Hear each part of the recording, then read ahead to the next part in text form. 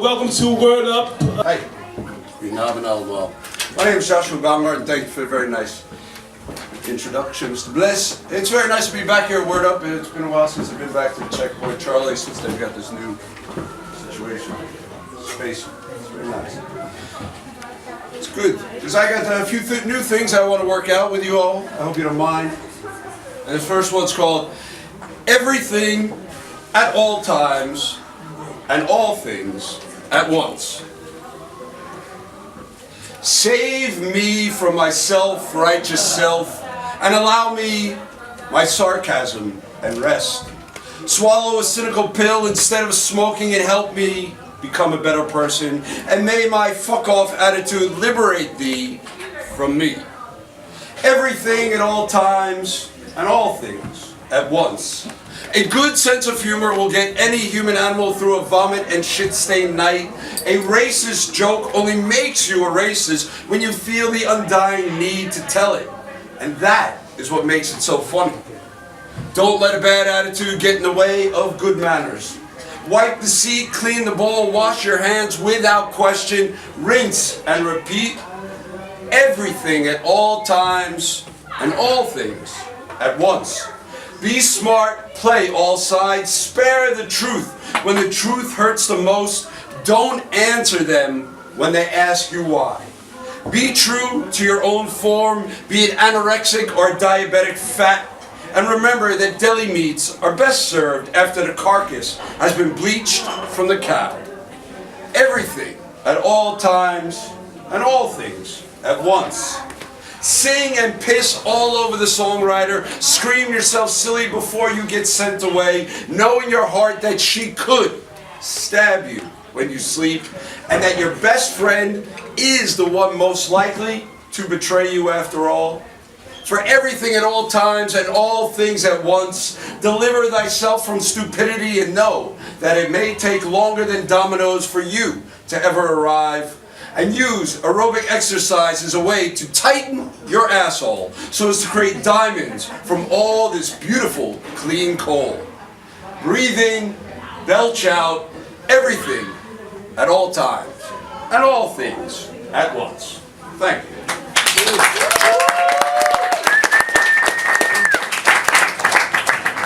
Yes, I am a travelling poet. I'm currently travelling through Europe and I will be travelling through Asia.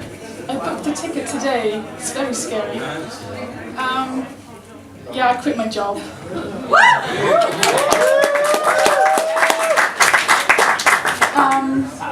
If you're listening, my boss, you know who you are, fuck you.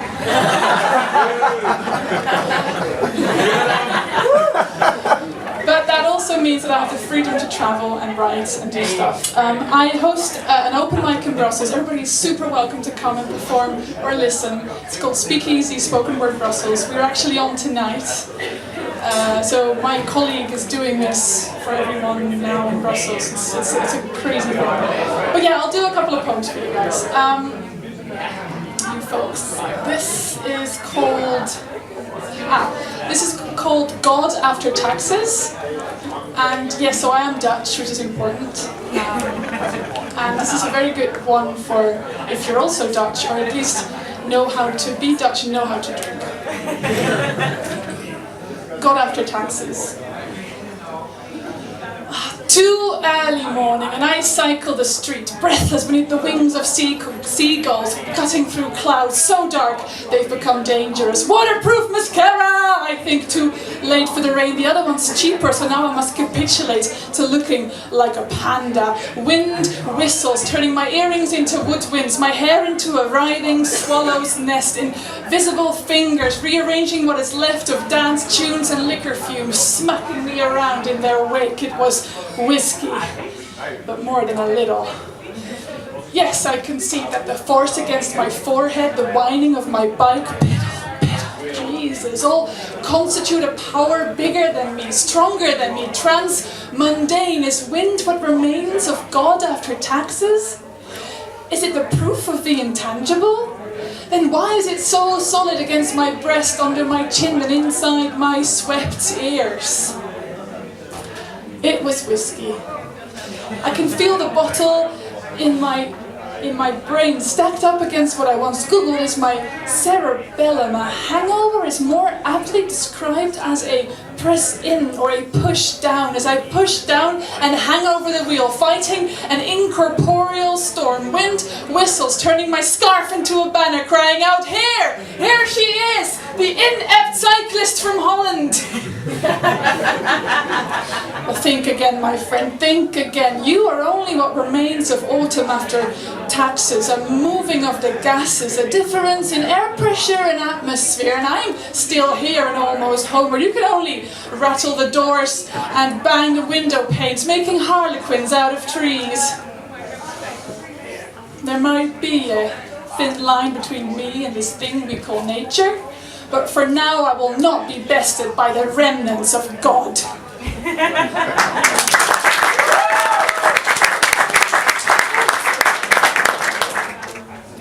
Wonderful theme, compassion. I have one short poem and two slightly longer pieces I'm going to share with you, connected to the theme of compassion. I believe that compassion is not possible without being vulnerable. Right? We say like compassion is standing and trying to see things from other people's perspective. But that's very hard if we don't allow ourselves to be vulnerable. And one of the areas where we need to be vulnerable is relationships. Now, just checking, who of you has ever been through a breakup? Okay, a couple of people. Anyone ever been through a really good breakup? Phew. Probably lovely stories to talk about in the break. I believe that one of the things in today's society we've grown accustomed to breaking up so easily, especially with technology and social media. I don't know, anyone ever been broken up through a text message or instant messaging online? That sucks. I won't ask if you have done that, because you should be ashamed of yourself if you have. Back in the days, you had to meet someone in a bar and sit with them, and so like, want to tell you something, and I don't know how to say it, but and it's awkward, but it's important to look the other person in the eye and do that. I think if we would be more compassionate in relationships, we wouldn't have to break up so often, and that's what this piece is about. It's called Breakdown. Instead of breaking up, maybe we should break down. Break down the walls we've built around our own hearts ever since that first "I love you" turned into "I hate you." You see, the broken heart says, "You'll never be able to fix me." Fix me.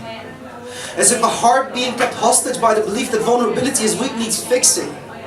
We treat our hearts like tombs, dark rooms we should stay away from, and as long as we keep them shut, we don't have to deal with the uncomfortable feelings. But I want to cry and pour my heart out. I want to be loud in my vulnerability and gentle in my masculinity. I want my heart to be free. I want my heart to break down and have someone around who will sit with me and make art with the pieces. Instead of breaking up, maybe we should break down. Break down the myths surrounding trauma, that as long as we keep our memories locked away, they won't come out and haunt us. You see, the trauma says, "You'll never forget me." Forget me. As if forgetting is an option when you're in constant war with yourself, and a simple look in the mirror reminds you of every battle still facing you. But I don't want to fight anymore. I'm just too tired. Too tired of living in this body that is slowly giving up on me, so I don't want to forget. I want to heal instead. Feel every part of me be at ease, an inner peace. Ceasefire in my mind. Inner peace is the release of all expectations for a better past.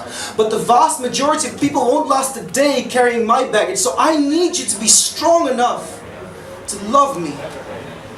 Not for who I can be, but for who I am and who I was. Instead of breaking up, maybe we should break down. Break down all expectations we've been carrying around ever since our ears started noticing the noise and we were faced with a choice. Give in or give hell. You see, society says, "You'll never be enough." never enough. So how can you give yourself to someone wholeheartedly when you believe to only exist in part? Perceive yourself as incomplete, a depleted self-esteem from years of following someone else's dream. Get a degree, get a job, get promoted, get rich, get married, get kids, get old, or at least die trying. We need to stop buying time on a maxed out credit card and start investing in our own self-worth. To only accept love from those wealthy enough they can pay attention to our true value. So maybe we should break down. Break down together. Let our hearts shatter into 1,000 pieces. Will be the debris left over from when we finally broke down everything we thought we knew about each other. Because if we could allow ourselves to break down, maybe we wouldn't have to break up.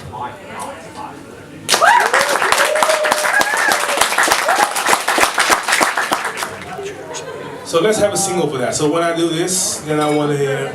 Sticks and stones may break my bones, but words will never hurt me. Okay, cool. Bones, however, heal in such fashion that its owner in the future often forgets the fraction never happened. And by seeing all the extreme sports around the globe, it doesn't seem to be an event that scarring that it makes a person want to cease to participate in the cause of the injury. Sticks and stones may break my bones, but words will never hurt me. Lovely.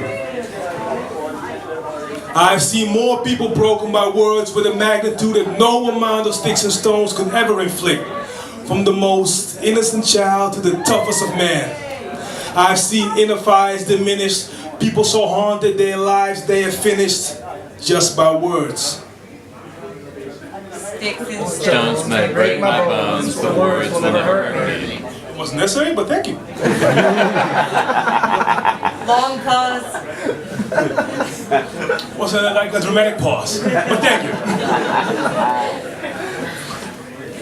Although compassion is just a word, it's also an act.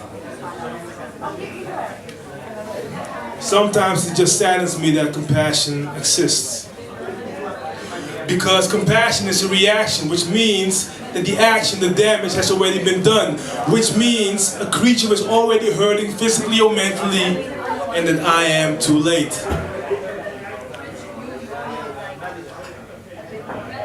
So it saddens me that there even is a need for compassion and its siblings, pity, sympathy, and empathy.